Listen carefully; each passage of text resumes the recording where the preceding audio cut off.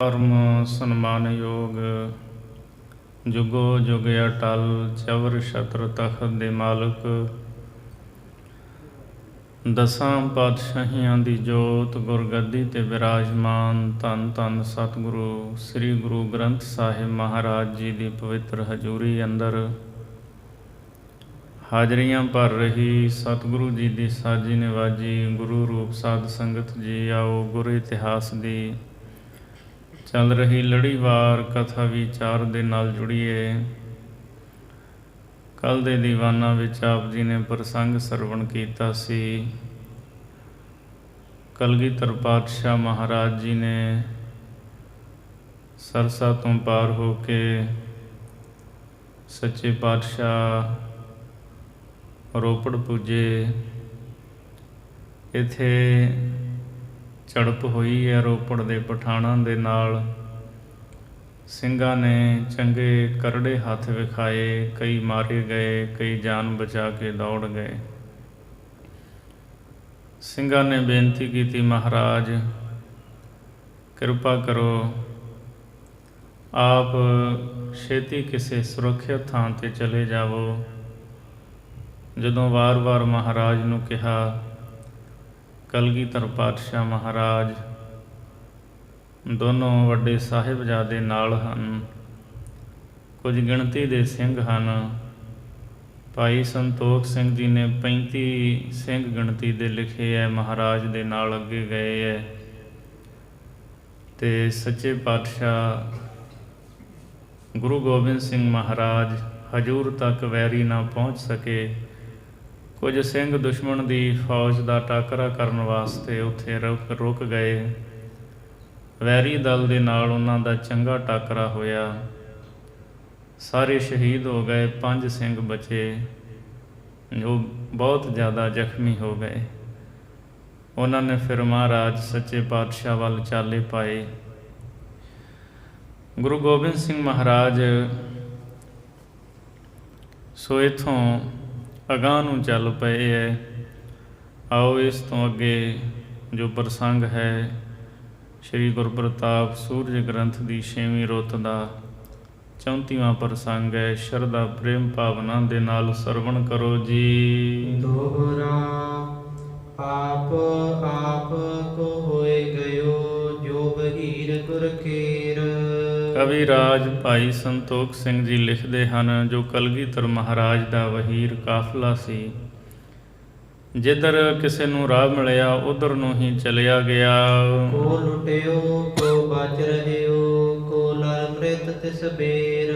ਸੋ ਕੋਈ ਲੁੱਟਿਆ ਗਿਆ, ਕੋਈ ਬਚ ਗਿਆ, ਔਰ ਕਈ ਸਿੰਘ ਜੰਗ ਕਰਦਿਆਂ ਹੋਇਆਂ ਜੰਗ ਦੇ ਮੈਦਾਨ ਦੇ ਵਿੱਚ ਸ਼ਹੀਦ ਹੋ ਗਏ। ਭੁਜੰਗ ਛੰਦ ਚਲੇ ਆਪਨਾਥੰ, ਦਿਸ਼ਾ ਦਛਣੀ ਕੋ। ਮਾਲਕ ਸਤਿਗੁਰੂ ਕਲਗੀਧਰ ਜੀ ਆਪ ਦੱਖਣ ਦੀ ਦਿਸ਼ਾ ਵੱਲ ਨੂੰ ਚੱਲ ਪਏ। ਟੁੱਟੋ ਮਾਜਰਾ ਬੂਰ, ਨਾਮੰ ਜਿਸੀ ਕੋ। ਬੂਰ ਮਾਜਰਾ ਇੱਕ ਪਿੰਡ ਹੈ, ਪਿੰਡ ਦਾ ਨਾਮ ਹੈ ਬੂਰ ਮਾਜਰਾ। ਇਸ ਬੂਰ ਮਾਜਰੇ ਤੋਂ ਚਮਕੌਰ 7 ਮੀਲ ਹੈ। ਇਸ ਪਿੰਡ ਵਿੱਚ ਮਹਾਰਾਜ ਪਹੁੰਚੇ।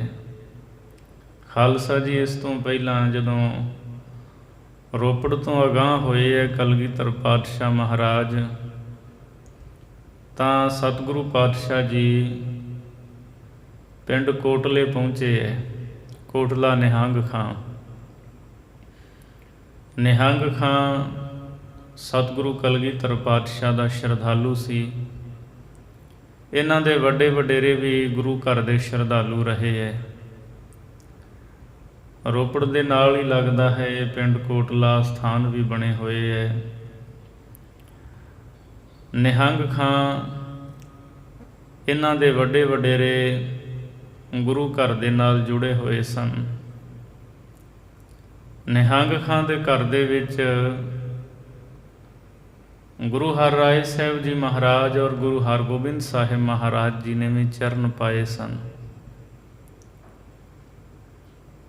ਜਦੋਂ ਨਿਹੰਗ ਖਾਂ ਨੂੰ ਪਤਾ ਲੱਗਾ ਮਹਾਰਾਜ ਕਲਗੀਧਰ ਜੀ ਆਏ ਹੈ, ਇਸ ਨੇ ਆਪਣੀ ਹਵੇਲੀ ਦੇ ਦਰਵਾਜ਼ੇ ਖੋਲ੍ਹ ਦਿੱਤੇ। ਗੁਰੂ ਗੋਬਿੰਦ ਸਿੰਘ ਸਾਹਿਬ ਮਹਾਰਾਜ ਇਸ ਦੀ ਹਵੇਲੀ ਦੇ ਵਿੱਚ ਪੁੱਜੇ ਹੈ। ਤੇ ਆਪ ਜੀ ਦੀ ਜਾਣਕਾਰੀ ਵਾਸਤੇ ਕਲਗੀਧਰ ਮਹਾਰਾਜ ਪਹਿਲੀ ਵਾਰ ਨਹੀਂ, ਅੱਜ ਚੌਥੀ ਵਾਰ ਇਸ ਨਿਹੰਗ ਖਾਂ ਦੀ ਹਵੇਲੀ ਵਿੱਚ ਪੁੱਜੇ ਹੈ। ਸਭ ਤੋਂ ਪਹਿਲੀ ਵਾਰ ਜਦੋਂ ਗੁਰੂ ਗੋਬਿੰਦ ਸਿੰਘ ਸਾਹਿਬ ਮਹਾਰਾਜ ਜੀ ਨੇ ਭੰਗਾਣੀ ਦਾ ਜੰਗ ਜਿੱਤਿਆ, ਭੰਗਾਣੀ ਦਾ ਜੰਗ ਜਿੱਤਣ ਤੋਂ ਉਪਰੰਤ ਕਲਗੀਧਰ ਪਾਤਸ਼ਾਹ ਮਹਾਰਾਜ ਆਨੰਦਪੁਰ ਸਾਹਿਬ ਨੂੰ ਜਾਂਦਿਆਂ ਹੋਇਆਂ ਪਿੰਡ ਕੋਟਲੇ ਨਿਹੰਗ ਖਾਂ ਦੇ ਘਰ ਦੇ ਵਿੱਚ ਹਵੇਲੀ ਦੇ ਵਿੱਚ ਮਹਾਰਾਜ ਨੇ ਚਰਨ ਪਾਏ ਸੀ। ਉਸ ਤੋਂ ਬਾਅਦ ਫਿਰ ਦੂਜੀ ਵਾਰ ਨਿਹੰਗ ਖਾਂ ਦਾ ਬੇਟਾ, ਉਹਦਾ ਨਾਂ ਸੀ ਆਲਮ ਖਾਂ, ਉਹਦੀ ਮੰਗਣੀ ਸੀ। ਨਿਹੰਗ ਖਾਂ ਆਪ ਆਨੰਦਪੁਰ ਸਾਹਿਬ ਚੱਲ ਕੇ ਗਿਆ, ਗੁਰੂ ਗੋਬਿੰਦ ਸਿੰਘ ਮਹਾਰਾਜ ਨੂੰ ਸੱਦਾ ਦਿੱਤਾ, ਸਤਿਗੁਰੂ ਪਾਤਸ਼ਾਹ ਜੀ ਆਪ ਕਿਰਪਾ ਕਰਕੇ ਮੇਰੇ ਬੇਟੇ ਆਲਮ ਖਾਂ ਦੀ ਮੰਗਣੀ ਤੇ ਜ਼ਰੂਰ ਘਰ ਦੇ ਵਿੱਚ ਚਰਨ ਪਾਓ, ਤੁਹਾਡੇ ਤੋਂ ਬਿਨਾਂ ਤਾਂ ਮਹਾਰਾਜ ਇਹ ਸਾਰਾ ਸਮਾਗਮ ਹੀ ਬੇਰੌਣਕਾਂ ਰਹੇਗਾ।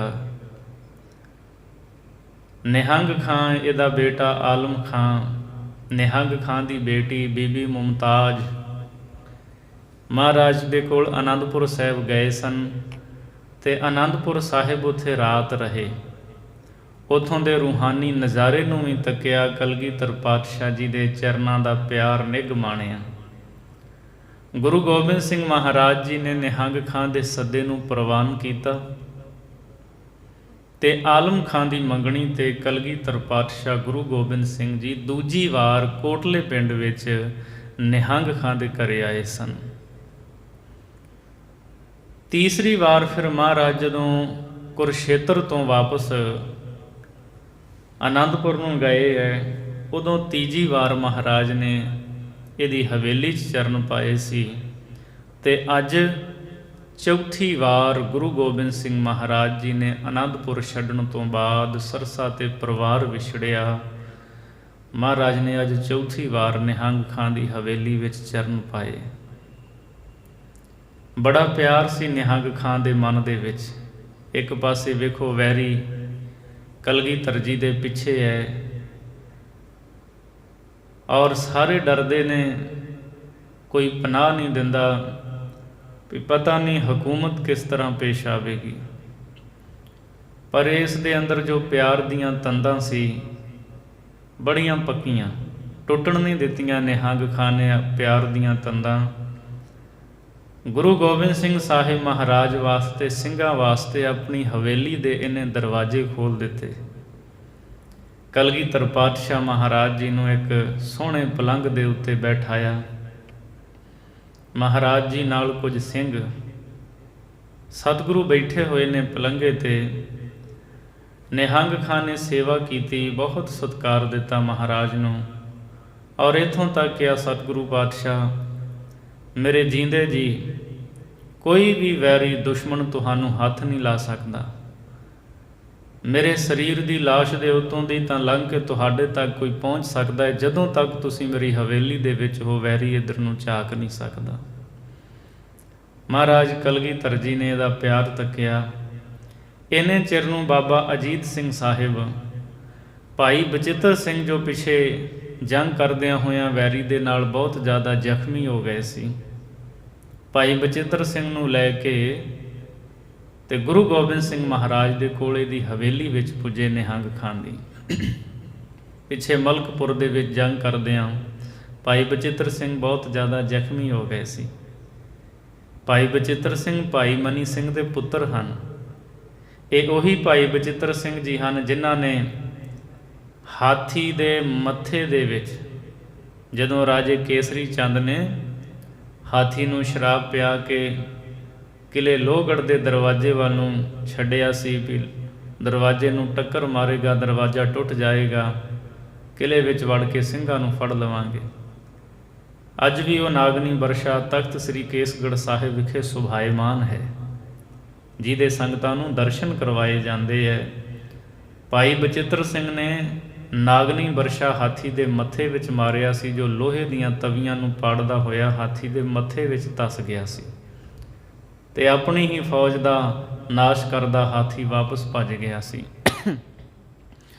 ਜੰਗ ਕਰਦਿਆਂ ਭਾਈ ਬਚਿੱਤਰ ਸਿੰਘ ਬਹੁਤ ਜ਼ਿਆਦਾ ਜ਼ਖਮੀ ਹੋਏ ਅਤੇ ਜ਼ਖਮੀ ਨੂੰ ਸੰਭਾਲਦੇ ਹੋਏ ਬਾਬਾ ਅਜੀਤ ਸਿੰਘ ਸਾਹਿਬ ਲੈ ਕੇ ਆਏ ਇੱਥੇ ਹਵੇਲੀ ਵਿੱਚ। ਗੁਰੂ ਗੋਬਿੰਦ ਸਿੰਘ ਸਾਹਿਬ ਮਹਾਰਾਜ ਨੇ ਵੇਖਿਆ ਵੀ ਭਾਈ ਬਚਿੱਤਰ ਸਿੰਘ ਬਹੁਤ ਜ਼ਿਆਦਾ ਜ਼ਖਮੀ ਹਨ। ਜਿਸ ਪਲੰਘ 'ਤੇ ਕਲਗੀਧਰ ਪਾਤਸ਼ਾਹ ਮਹਾਰਾਜ ਬੈਠੇ ਸਨ, ਮੇਰੇ ਸਤਿਗੁਰੂ ਪਾਤਸ਼ਾਹ ਜੀ ਨੇ ਉਸ ਪਲੰਘ ਦੇ ਉੱਤੇ ਹੀ ਭਾਈ ਬਚਿੱਤਰ ਸਿੰਘ ਨੂੰ ਲਿਟਾ ਦਿੱਤਾ ਅਤੇ ਨਿਹੰਗ ਖਾਂ ਨੂੰ ਕਹਿ ਕੇ ਮਹਾਰਾਜ ਨੇ ਜ਼ਖਮਾਂ 'ਤੇ ਪੱਟੀਆਂ ਬਣਵਾਈਆਂ। ਨਿਹੰਗ ਖਾਂ ਨੇ ਹੋਰ ਵੀ ਜਿਹੜੇ ਸਿੰਘ ਜ਼ਖਮੀ ਸਨ ਉਹਨਾਂ ਦੇ ਵੀ ਪੱਟੀਆਂ ਇਤਿਆਦਿਕ ਬੰਨ੍ਹੀਆਂ। ਗੁਰੂ ਗੋਬਿੰਦ ਸਿੰਘ ਸਾਹਿਬ ਮਹਾਰਾਜ ਨੇ ਇਸ ਥਾਂ 'ਤੇ ਵੇਖਿਆ ਵੀ ਵੈਰੀ ਵੱਡੀ ਗਿਣਤੀ ਦੇ ਵਿੱਚ ਸਾਡੀ ਭਾਲ ਕਰ ਰਿਹਾ ਹੈ, ਇੱਥੋਂ ਜਾਣਾ ਹੀ ਭਲਾ ਹੈ, ਚੰਗਾ ਹੈ, ਇੱਥੋਂ ਚਲੇ ਜਾਈਏ। ਭਾਈ ਬਚਿੱਤਰ ਸਿੰਘ ਜਾਣ ਦੀ ਹਾਲਤ ਵਿੱਚ ਨਹੀਂ ਸਨ, ਬਹੁਤ ਜ਼ਿਆਦਾ ਜ਼ਖਮੀ ਸਨ। ਸਤਿਗੁਰੂ ਗੁਰੂ ਗੋਬਿੰਦ ਸਿੰਘ ਮਹਾਰਾਜ ਜੀ ਨੇ ਤੁਰਨ ਲੱਗਿਆਂ ਨਿਹੰਗ ਖਾਂ ਨੂੰ ਬਚਨ ਕਿਹਾ ਕਿ ਜਿੰਨਾ ਹੋ ਸਕੇ ਸਾਡੇ ਇਸ ਪਿਆਰੇ ਸਿੰਘ ਭਾਈ ਬਚਿੱਤਰ ਸਿੰਘ ਦੀ ਸੇਵਾ ਕਰਨੀ। ਅਸੀਂ ਤੁਹਾਡੀ ਸੇਵਾ ਤੋਂ ਬਹੁਤ ਪ੍ਰਸੰਨ ਹਾਂ ਅਤੇ ਹੁਣ ਜਿਵੇਂ ਅਕਾਲ ਪੁਰਖ ਪਰਮਾਤਮਾ ਦੀ ਰਜ਼ਾ ਹੈ ਅਸੀਂ ਅੱਗੇ ਨੂੰ ਚੱਲੇ ਹਾਂ। ਨਿਹੰਗ ਖਾਂ ਨੇ ਮਹਾਰਾਜ ਕਲਗੀਧਰ ਜੀ ਦੇ ਚਰਨਾਂ 'ਤੇ ਸੀਸ ਝੁਕਾਇਆ। ਮੇਰੇ ਹਜ਼ੂਰ ਪਾਤਸ਼ਾਹ ਨੇ ਉਹਨੂੰ ਨਿਸ਼ਾਨੀ ਦਿੰਦਿਆਂ ਹੋਇਆਂ ਇੱਕ ਕਟਾਰ ਅਤੇ ਇੱਕ ਸ੍ਰੀ ਸਾਹਿਬ ਬਖਸ਼ੀ ਨਿਹੰਗ ਖਾਂ ਨੂੰ। ਸਤਿਗੁਰੂ ਪਾਤਸ਼ਾਹ ਜੀ ਤੋਂ ਇਹ ਬਖਸ਼ਿਸ਼ਾਂ ਨਿਹੰਗ ਖਾਂ ਨੇ ਪ੍ਰਾਪਤ ਕੀਤੀਆਂ। ਗੁਰੂ ਗੋਬਿੰਦ ਸਿੰਘ ਸਾਹਿਬ ਮਹਾਰਾਜ ਕੋਟਲਾ ਨਿਹੰਗ ਖਾਂ ਤੋਂ ਅੱਗੇ ਸਿੰਘਾਂ ਦੇ ਸਮੇਤ ਚੱਲ ਪਏ। ਆਪ ਕੋ ਹੋਏ ਗਇਓ ਜੋ ਬਹੀਰ ਗੁਰ ਕੇਰ, ਕੋ ਲੂਟਿਓ ਕੋ ਬਚ ਰਹਿਓ, ਕੋ ਲਰ ਮ੍ਰਿਤ ਤਿਸ ਬੇਰ। ਚੱਲੇ ਆਪ ਨਾਥਨ ਦਿਸਾ ਦਸ਼ਨੀ ਕੋ, ਹੁਤੋ ਮਾਜਰਾ ਬੂਰ ਨਾਮ ਜਿਸੀ ਕੋ। ਕੋਟਲਾ ਨਿਹੰਗ ਤੋਂ ਮਹਾਰਾਜ ਅੱਗੇ ਬਾਹਮਣ ਮਾਜਰੇ, ਉੱਥੋਂ ਫਿਰ ਸਤਿਗੁਰੂ ਪਾਤਸ਼ਾਹ ਅੱਗੇ ਬੂਰ ਮਾਜਰੇ ਪਿੰਡ ਪੁੱਜਦੇ ਹੈ। ਅਤੇ ਭਾਈ ਬਚਿੱਤਰ ਸਿੰਘ ਜੋ ਜ਼ਖਮੀ ਸਨ, ਭਾਈ ਬਚਿੱਤਰ ਸਿੰਘ ਜ਼ਖਮੀ ਦੀ ਸਾਂਭ ਸੰਭਾਲ ਨਿਹੰਗ ਖਾਂ ਉਹਦੇ ਪੁੱਤਰ ਆਲਮ ਖਾਂ ਨੇ ਕੀਤੀ, ਨਿਹੰਗ ਖਾਂ ਦੀ ਬੇਟੀ ਮੁਮਤਾਜ਼ ਨੇ ਕੀਤੀ। ਜਦੋਂ ਕਲਗੀਧਰ ਮਹਾਰਾਜ ਇੱਥੋਂ ਚਲੇ ਗਏ ਤਾਂ ਕਿਸੇ ਚੁਗਲਖੋਰ ਨੇ ਚੁਗਲੀ ਕਰ ਦਿੱਤੀ। ਜਿਹੜਾ ਰੋਪੜ ਦਾ ਕੋਤਵਾਲ ਸੀ ਜ਼ਾਫਰ ਅਲੀ, ਉਹਦੇ ਕੋਲ ਉਹਨੂੰ ਇਹ ਕਿਹਾ ਵੀ ਨਿਹੰਗ ਖਾਂ ਦੀ ਹਵੇਲੀ ਦੇ ਵਿੱਚ ਸਿੰਘ ਆਏ ਹੋਏ ਹੈ, ਜਿਨ੍ਹਾਂ ਦਾ ਹਕੂਮਤ ਦੇ ਨਾਲ ਟਾਕਰਾ ਹੈ, ਹਕੂਮਤ ਜਿਨ੍ਹਾਂ ਨੂੰ ਲੱਭਦੀ ਫਿਰਦੀ ਹੈ। ਰੋਪੜ ਦੇ ਕੋਤਵਾਲ ਨੇ ਬਹੁਤ ਵੱਡੀ ਗਿਣਤੀ ਦੇ ਵਿੱਚ ਸਿਪਾਹੀਆਂ ਨੂੰ ਲੈ ਕਰਕੇ ਨਿਹੰਗ ਖਾਂ ਦੀ ਹਵੇਲੀ ਨੂੰ ਘੇਰਾ ਪਾ ਲਿਆ। ਕਲਗੀਧਰ ਪਾਤਸ਼ਾਹ ਮਹਾਰਾਜ ਉਦੋਂ ਤੱਕ ਜਾ ਚੁੱਕੇ ਸਨ ਇਹਦੀ ਹਵੇਲੀ ਵਿੱਚੋਂ। ਸਾਰੀ ਹਵੇਲੀ ਦੀ ਤਲਾਸ਼ੀ ਲਈ ਗਈ। ਇਹਦੀ ਹਵੇਲੀ ਦੇ ਵਿੱਚ ਇੱਕ ਕੋਠੜੀ ਦੇ ਵਿੱਚ ਜਿੱਥੇ ਜ਼ਖਮੀ ਭਾਈ ਬਚਿੱਤਰ ਸਿੰਘ ਪਏ ਸਨ, ਨਿਹੰਗ ਖਾਂ ਦੀ ਬੇਟੀ ਮੁਮਤਾਜ਼ ਉਹਦੀ ਸੇਵਾ ਕਰ ਰਹੀ ਸੀ ਭਾਈ ਬਚਿੱਤਰ ਸਿੰਘ ਦੀ। ਜਦੋਂ ਹਵੇਲੀ ਦੀ ਸਾਰੀ ਤਲਾਸ਼ੀ ਲਈ ਗਈ, ਕੋਤਵਾਲ ਨੇ ਸਿਪਾਹੀਆਂ ਨੇ ਕਿਹਾ ਵੀ ਇਹ ਕੋਠੜੀ ਖੋਲ੍ਹ ਕੇ ਵਿਖਾਓ, ਇਹਦੇ ਵਿੱਚ ਕੌਣ ਹੈ। ਤਾਂ ਨਿਹੰਗ ਖਾਂ ਨੇ ਉਦੋਂ ਫਿਰ ਵੀ ਜੇ ਮੈਂ ਦੱਸਿਆ ਵੀ ਭਾਈ ਬਚਿੱਤਰ ਸਿੰਘ ਹੈ, ਜ਼ਖਮੀ ਤਾਂ ਬਹੁਤ ਪਹਿਲਾਂ ਹੀ ਜ਼ਿਆਦਾ ਨੇ, ਦੁਸ਼ਮਣ ਦੇ ਹੱਥ, ਵੈਰੀ ਦੇ ਹੱਥ ਨਾ ਆਉਣ। ਨਿਹੰਗ ਖਾਂ ਨੇ ਕਿਹਾ ਇਸ ਕੋਠੜੀ ਦੇ ਵਿੱਚ ਮੇਰੇ ਧੀ ਜਵਾਈ ਹਨ, ਧੀ ਦਮਾਦ। ਮੁਸਲਮਾਨਾਂ ਦੇ ਵਿੱਚ ਪਰਦਾ ਬਹੁਤ ਹੁੰਦਾ ਹੈ ਅਤੇ ਨਾਲ ਹੀ ਬਹੁਤ ਠਰੱਮੇ ਦੇ ਨਾਲ ਨਿਹੰਗ ਖਾਂ ਨੇ ਕਿਹਾ ਵੀ ਜੇ ਕਹੋ ਤਾਂ ਮੈਂ ਕੋਠੜੀ ਖੋਲ੍ਹ ਕੇ ਵਿਖਾ ਸਕਦਾ ਹਾਂ। ਸਿਪਾਹੀ ਕੋਤਵਾਲ ਕਹਿੰਦੇ ਨਹੀਂ, ਕੋਈ ਗੱਲ ਨਹੀਂ, ਰਹਿਣ ਦਿਓ। ਸਾਰੀ ਫੌਜ ਵਾਪਸ ਹੋ ਗਈ, ਸਿਪਾਹੀ ਵਾਪਸ ਚਲੇ ਗਏ। ਇਸ ਦੀ ਬੇਟੀ ਮੁਮਤਾਜ਼, ਨਿਹੰਗ ਖਾਂ ਦੀ ਬੇਟੀ ਮੁਮਤਾਜ਼ ਨੇ ਜਦੋਂ ਆਪਣੇ ਪਿਤਾ ਦੇ ਮੂੰਹੋਂ ਇਹ ਸੁਣਿਆ ਵੀ ਧੀ ਜਵਾਈ ਨੇ, ਤਾਂ ਉਦੋਂ ਫਿਰ ਭਾਈ ਬਚਿੱਤਰ ਸਿੰਘ ਨੂੰ ਇਸ ਦੀ ਬੇਟੀ ਮੁਮਤਾਜ਼ ਨੇ ਆਪਣਾ ਪਤੀ ਮੰਨ ਲਿਆ। ਭਾਈ ਬਚਿੱਤਰ ਸਿੰਘ ਦੇ ਚਰਨਾਂ ਤੇ ਸਿਰ ਰੱਖ ਦਿੱਤਾ ਤੇ ਮੇਰੇ ਅੱਬਾ ਨੇ ਕਹਿ ਦਿੱਤਾ, ਹੁਣ ਮੈਂ ਭਾਈ ਬਚਿੱਤਰ ਸਿੰਘ ਨੂੰ ਹੀ ਆਪਣਾ ਪਤੀ ਮੰਨਦੀ ਹਾਂ। ਇਹਦੀ ਬੇਟੀ ਮੁਮਤਾਜ਼ ਨੇ ਭਾਈ ਬਚਿੱਤਰ ਸਿੰਘ ਦੀ ਸੇਵਾ ਕੀਤੀ, ਮਲਮ ਪੱਟੀਆਂ ਕੀਤੀਆਂ। ਅਗਲੀ ਰਾਤ ਹੀ ਭਾਈ ਬਚਿੱਤਰ ਸਿੰਘ ਜ਼ਖਮੀ ਹਾਲਤ ਦੇ ਵਿੱਚ ਨਿਹੰਗ ਖਾਂ ਦੀ ਹਵੇਲੀ ਦੇ ਵਿੱਚ ਚੜ੍ਹਾਈ ਕਰ ਗਏ, ਅਕਾਲ ਚਲਾਣਾ ਕਰ ਗਏ। ਵੈਰੀ ਨੂੰ ਪਤਾ ਨਾ ਲੱਗੇ, ਇਸ ਲਈ ਨਿਹੰਗ ਖਾਂ ਨੇ, ਨੇੜੇ ਹੀ ਸਿੱਖ ਸਨ, ਤਵਾਰੀਖ ਦੇ ਵਿੱਚ ਇਹਨਾਂ ਦਾ ਨਾਂ ਭਾਈ ਗੁਰਸਾ ਸਿੰਘ ਗਹੂਣੀਆਂ ਤੇ ਭਾਈ ਬੱਗਾ ਸਿੰਘ ਪੁੱਤਰ ਖਾਨ ਸਿੱਖ ਸਨ।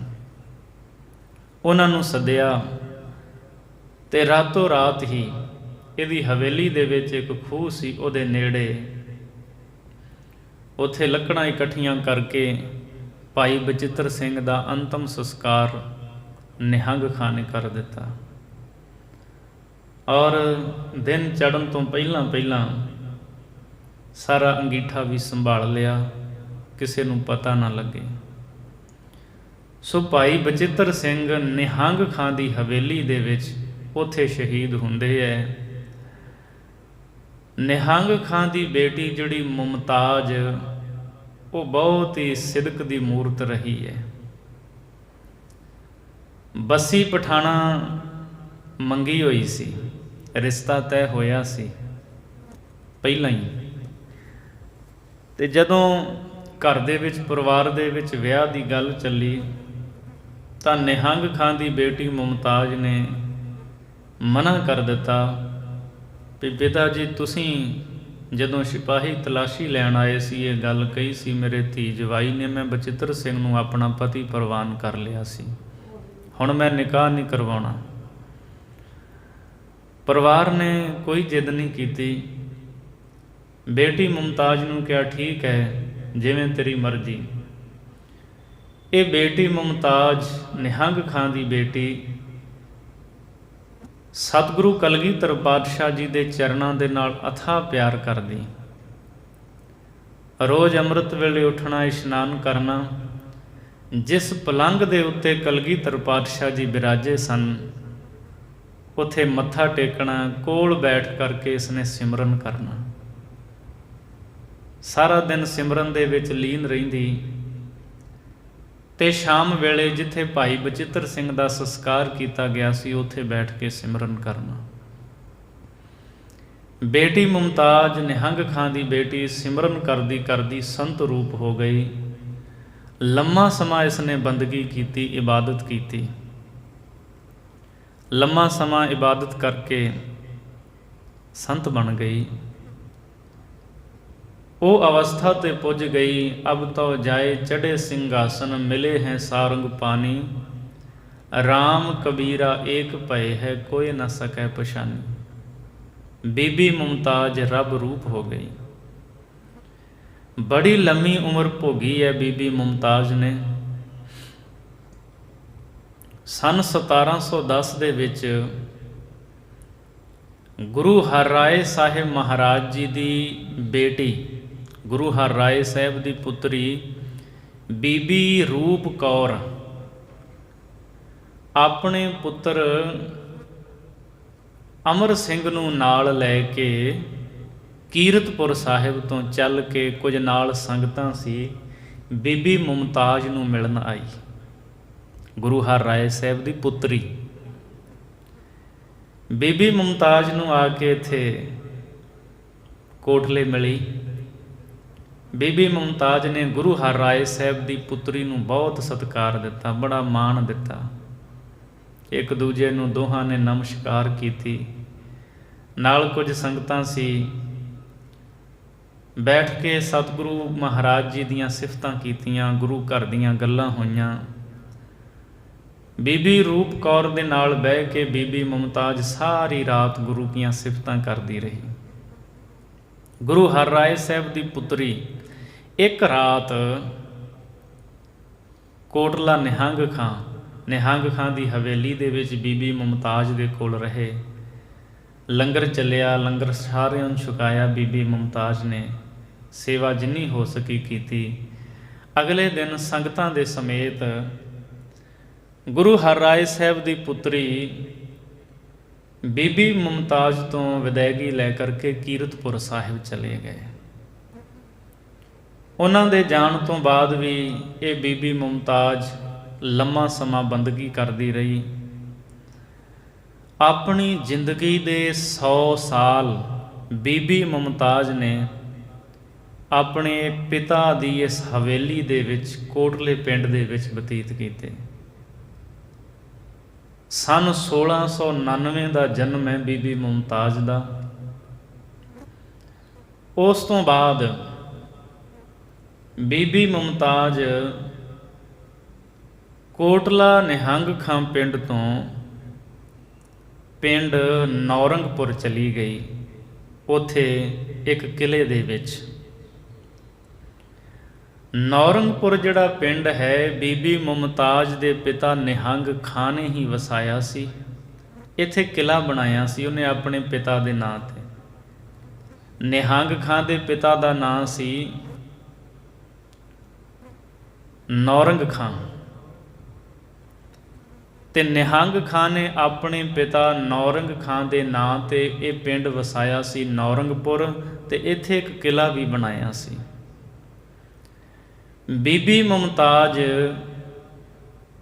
ਕੋਟਲੇ ਪਿੰਡ ਤੋਂ ਉੱਠ ਕੇ ਤੇ ਨੌਰੰਗਪੁਰ ਇੱਥੇ ਆ ਗਈ ਸੀ ਆਪਣੇ ਪਿਤਾ ਦੇ ਵਸਾਏ ਪਿੰਡ ਦੇ ਵਿੱਚ। ਇੱਥੇ ਕਿਲੇ ਵਿੱਚ ਫਿਰ ਰਹਿ ਕੇ ਬੀਬੀ ਮੁਮਤਾਜ਼ ਬੰਦਗੀ ਕਰਦੀ ਰਹੀ।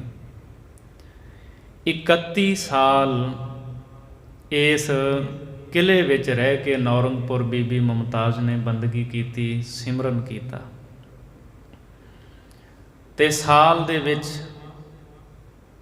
ਜਦੋਂ ਵੀ ਪੋਹ ਦਾ ਮਹੀਨਾ ਆਉਂਦਾ ਤਾਂ ਬੀਬੀ ਮੁਮਤਾਜ਼ ਨੌਰੰਗਪੁਰ ਤੋਂ ਚੱਲ ਕੇ ਕੋਟਲੇ ਪਿੰਡ ਜ਼ਰੂਰ ਆਉਂਦੀ,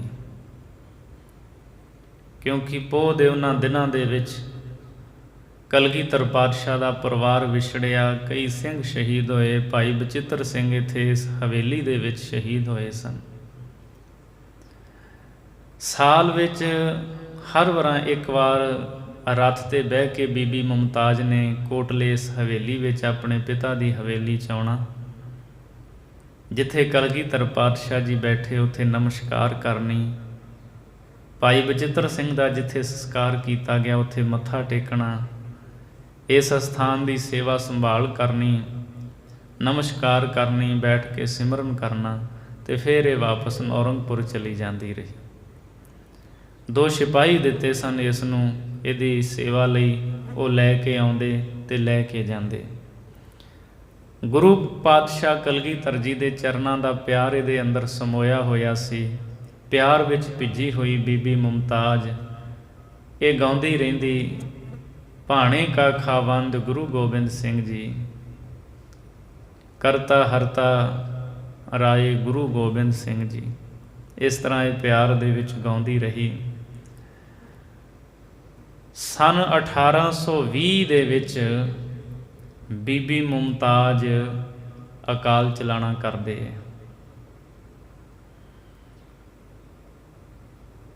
17ਵੀਂ 18ਵੀਂ ਤੇ 19ਵੀਂ ਸਦੀ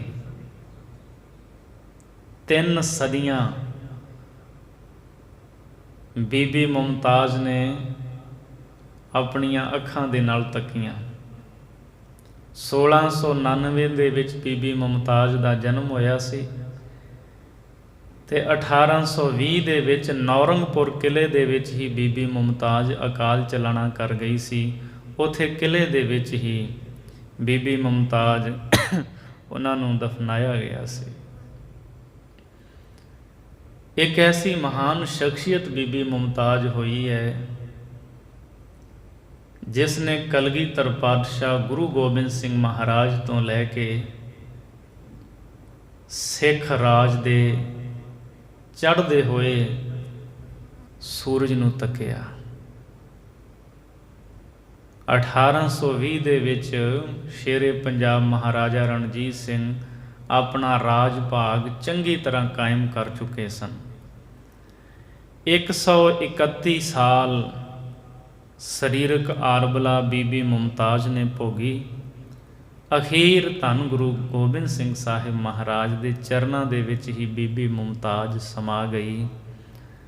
ਬਹੁਤ ਘੱਟ ਤਵਾਰੀਖ ਦੇ ਵਿੱਚ ਇਸ ਬੀਬੀ ਮੁਮਤਾਜ਼ ਦੀ ਘਾਲਣਾ ਦਾ ਜ਼ਿਕਰ ਆਉਂਦਾ ਹੈ। ਬਹੁਤ ਸਿਦਕ ਦੀ ਮੂਰਤ ਇਹ ਬੀਬੀ ਮੁਮਤਾਜ਼ ਰਹੀ ਹੈ। ਸੋ ਗੁਰੂ ਗੋਬਿੰਦ ਸਿੰਘ ਸਾਹਿਬ ਮਹਾਰਾਜ ਇੱਥੋਂ ਕੋਟਲੇ ਪਿੰਡ ਤੋਂ ਅੱਗੇ ਮਹਾਰਾਜ ਗਏ ਤੇ ਨਿਹੰਗ ਖਾਂ ਦਾ ਬੇਟਾ ਆਲਮ ਖਾਂ ਸਤਿਗੁਰੂ ਦੇ ਨਾਲ ਕੁਝ ਦੂਰੀ ਤੱਕ ਗਿਆ ਮਹਾਰਾਜ ਨੂੰ ਰਸਤਾ ਦੱਸਣ ਵਾਸਤੇ। ਭਾਈ ਸੰਤੋਖ ਸਿੰਘ ਜੀ ਲਿਖ ਰਹੇ ਨੇ, ਆਪ ਕੋ ਹੋਏ ਗਇਓ ਜੋ ਬਹੀਰ ਗੁਰ ਕੇਰ, ਕੋ ਲੂਟਿਓ ਕੋ ਬਚ ਰਹਿਓ, ਕੋ ਲਰ ਮ੍ਰਿਤ ਤਿਸ ਬੇਰ। ਸੋ ਜਿੱਧਰ ਜਿੱਧਰ ਕਿਸੇ ਨੂੰ ਰਾਹ ਮਿਲਿਆ ਉਸ ਪਾਸੇ ਨੂੰ ਚੱਲ ਪਏ। ਕਈ ਬਚ ਗਏ, ਕਈ ਜੰਗ ਕਰਦਿਆਂ ਹੋਇਆਂ ਸ਼ਹੀਦ ਹੋ ਗਏ। ਚੱਲੇ ਆਪ ਨਾਥੰ ਦਿਸ਼ਾ ਦਸ਼ਨੀ ਕੋ, ਹੁਤੋ ਮਾਜਰਾ ਬੂਰ ਨਾਮ ਜਿਸ ਨਾਮੰ ਜਿਸੀ ਕੋ। ਬਾਹਮਣ ਮਾਜਰੇ ਤੋਂ ਮਹਾਰਾਜ ਕਲਗੀਧਰ ਜੀ ਬੂਰ ਮਾਜਰੇ ਪਿੰਡ ਪੁੱਜੇ ਔਰ ਇੱਥੇ ਮਹਾਰਾਜ ਸੱਚੇ ਪਾਤਸ਼ਾਹ ਜੀ ਕੁਝ ਸਮਾਂ ਠਹਿਰੇ ਐ। ਤਿਸੀ ਗ੍ਰਾਮ ਆਏ ਥਿਰੇ ਥੂਰ ਕਾਲਾ। ਇਸ ਬੂਰ ਮਾਜਰੇ ਪਿੰਡ ਦੇ ਵਿੱਚ ਮਹਾਰਾਜ ਆਏ ਤੇ ਬਹੁਤਾ ਲੰਮਾ ਸਮਾਂ ਨਹੀਂ। ਕਵੀ ਜੀ ਕਹਿੰਦੇ ਬਸ ਥੋੜਾ ਸਮਾਂ ਹੀ ਕਲਗੀਧਰ ਜੀ ਇੱਥੇ ਟਿਕੇ ਹਨ। ਕਹਿਓ ਦਾਸ ਕੋ ਨੀਰ ਆਨੋ ਉਤਾਲਾ। ਪਾਤਸ਼ਾਹ ਨੇ ਸੇਵਕ ਨੂੰ ਕਿਹਾ ਵੀ ਪਿਆਸ ਲੱਗੀ ਹੈ, ਛੇਤੀ ਜਲ ਲੈ ਕਰਕੇ ਆਓ। ਸੁਨੇ ਸਿੰਘ ਨੇ ਡੋਰ ਲੋਟਾ ਸੰਭਾਰਾ। ਜਦੋਂ ਮਹਾਰਾਜ ਨੇ ਕਿਹਾ ਜਲ ਲਿਆਓ ਤਾਂ ਕੋਲ ਜਿਹੜਾ ਸਿੰਘ ਸੀ ਸੇਵਾਦਾਰ ਉਹਨੇ ਸੁਣਿਆ। ਉਸੇ ਵੇਲੇ ਡੋਰ ਬੰਨ੍ਹ ਕੇ ਇੱਕ ਲੋਟਾ ਸੀ ਕੋਲ, ਉਸ ਨੂੰ ਆਪਣੇ ਹੱਥਾਂ ਵਿੱਚ ਲਿਆ। ਤਹਾਂ ਕੂਪ ਤੇ ਨੀਰ ਨੀਕੋ ਨਿਕਾਰਾ। ਬੂਰ ਮਾਜਰੇ ਪਿੰਡ ਉੱਥੇ ਇੱਕ ਖੂਹ ਸੀ ਤੇ ਸਿੰਘ ਨੇ ਡੋਰ ਬੰਨ੍ਹ ਕੇ ਲੋਟੇ ਦੇ ਨਾਲ ਖੂਹ ਵਿੱਚ ਵਗਾਇਆ ਲੋਟਾ। ਤਹਾਂ ਕੂਪ ਤੇ ਨੀਰ ਨੀਕੋ ਨਿਕਾਰਾ। ਉਥੋਂ ਖੂਹ ਦੇ ਵਿੱਚੋਂ ਨਿਰਮਲ ਸਵੱਛ ਜਲ ਬਾਹਰ ਕੱਢਿਆ। ਗੁਰੂ ਕੋ ਦਿਓ ਆਣ ਲੀਨੋ ਤਦਾਈ। ਕਲਗੀਧਰ ਮਹਾਰਾਜ ਜੀ ਨੂੰ ਖੂਹ ਦੇ ਵਿੱਚੋਂ ਜਲ ਕੱਢ ਕੇ ਲਿਆ ਕੇ ਦਿੱਤਾ ਹੈ। ਮਹਾਰਾਜ ਨੇ ਉਹ ਲੋਟਾ ਜਲ ਦਾ ਆਪ ਫੜਿਆ। ਚੁਲੇ ਕੀਨ ਨੇਤਰੰ ਪਖਾਰੇ ਬਨਾਈ। ਸੱਚੇ ਪਾਤਸ਼ਾਹ ਨੇ ਜਲ ਦੇ ਚੁਲੇ ਕੀਤੇ, ਨੇਤਰਾਂ ਤੇ ਛੱਟੇ ਮਾਰੇ ਐ।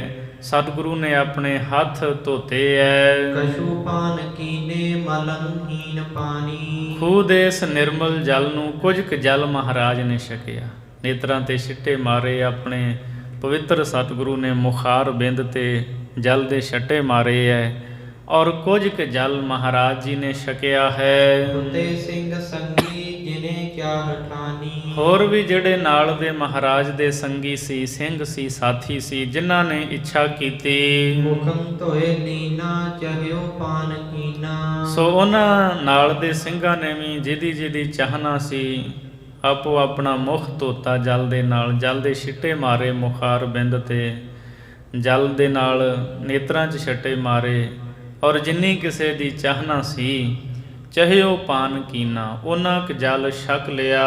ਚਲੇ ਫਿਰ ਆਗੇ ਜਹਾਂ ਪੰਥ ਚੀਨਾ। ਤੇ ਫਿਰ ਇਥੋਂ ਬੂਰ ਮਾਜਰੇ ਤੋਂ ਖੂਹ ਤੋਂ ਜਲ ਛਕ ਕੇ ਸਿੰਘਾਂ ਦੇ ਸਮੇਤ ਧੰਨ ਸਤਿਗੁਰੂ ਗੁਰੂ ਕਲਗੀਧਰ ਪਾਤਸ਼ਾਹ ਮਹਾਰਾਜ ਜੀ ਅੱਗੇ ਚੱਲ ਪਏ।